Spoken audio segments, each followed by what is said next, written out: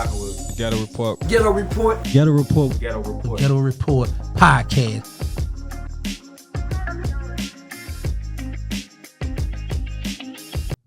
March 6th, 1998. You was arrested by the feds. Mm-hmm. Where were you at when they came and got you? In my mother's bed. In your mother's bed. Bro, let me tell you why. I had two houses. I had one in 17 Ward Holly Grove, and I had one on Soniac in the 13 Ward BG neighborhood. Mm-hmm. One in Wayne neighborhood, one in BG neighborhood. This particular night, I didn't know where I wanted to go. So I used to love these cinnamon rolls at Tasty Donut. I used to get glazed donuts from McKenzie, but I used to love to taste it. So I asked my brother, I said, man, I know we used to call gas happy when somebody just want to drive, right? Mm-hmm. I said, man, go get me some cinnamon rolls. So he go get the cinnamon rolls.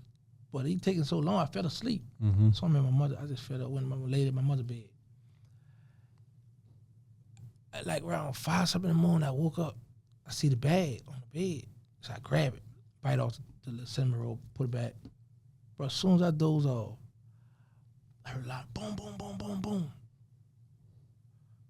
Like what? So I get up and look out the window.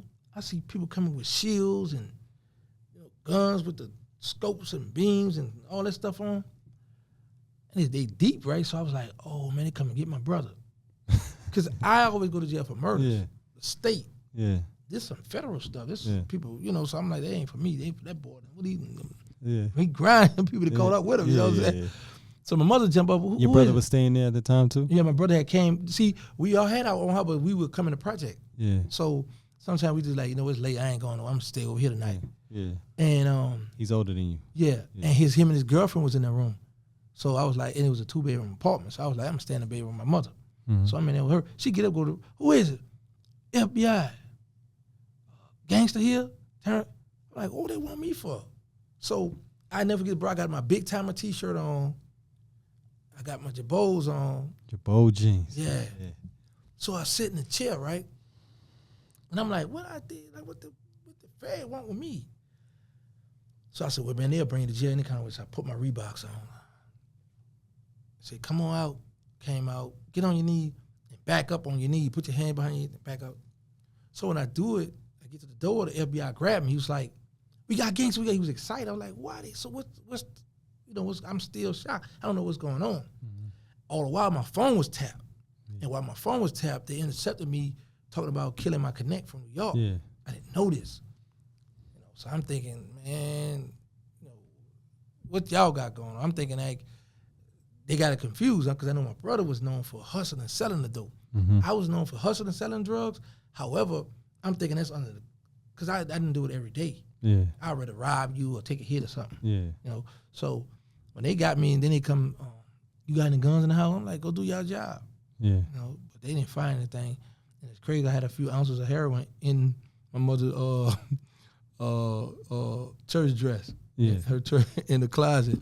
And they ain't find it. No. Yeah. They ain't find it, So okay, so they wanted you for about the conspiracy to rob your connect and kill him. Mm-hmm. What was you getting from them? I was getting ounces. I had just met them. Ounces? Yeah. Oh, okay. I had just met them, bro. I'm talking about, okay, this is how I met them guys. My project was known for selling heroin. Yeah. So one of my co-defendants friend met him at one of their people went to jail. So a guy helped him get out of jail. He started the Latinos people started talking to this one guy named Red. Mm-hmm. So they were like, we still got some heroin. Can you get off it for us? So it's like I know somebody that can. So the homie got it and he started hustling. So he give it to me. My project bumping, So I'm like, "But some good dope. Where you get it from?" Dude, people from New York. I said, man, tell them I'm on my way up there. And me and my co-defendant, we literally. And they had your phone tapped at this time too when you went to New York. Yeah. Okay. Yeah. But I didn't know that. Yeah. So we go to New York. I'm talking, we didn't get invited. I didn't know the people. I just went up there. I said, tell them I'm on my way. First time to New York? No, that was my second time. Okay. I had went up there before because when I used to be beefing, I used to just get on a Greyhound bus and go to like D.C., Carolina, Chicago, just go places. Because I was like, you never know you're going to go to jail. See, my mind, I always figured I was going to go to jail. I didn't never think somebody was going to kill me. Yeah. Cause I was like, I just thought I was tough. Yeah. So I was like, yeah, I'm gonna go to jail. But I always thought I was gonna go to Angola. Yeah. So when I went to the Fed, that was kind of shocking. I was like, look at the Fed, what's going on? You know, I thought this was big kingpin stuff. And they charged me with a kingpin charge, but I only talked to my connect 6 ounces of heroin. They had you at the head? Yeah. Okay. 848. Continuing criminal. That's the charge Big Meeks got. Yeah. The real Rick Ross in Cali. Yeah. You know, a lot of these dudes get these kingpin charges. I was like, how they give me that? But then I would later find out that they put that on me to try to take Birdman down. Yeah. So they hit you with the kingpin charge, and there was other people in the projects they was grabbing at the same time, or just you in the projects? But because you had some co-defendants. Yeah, I had 8 co-defendants on the case.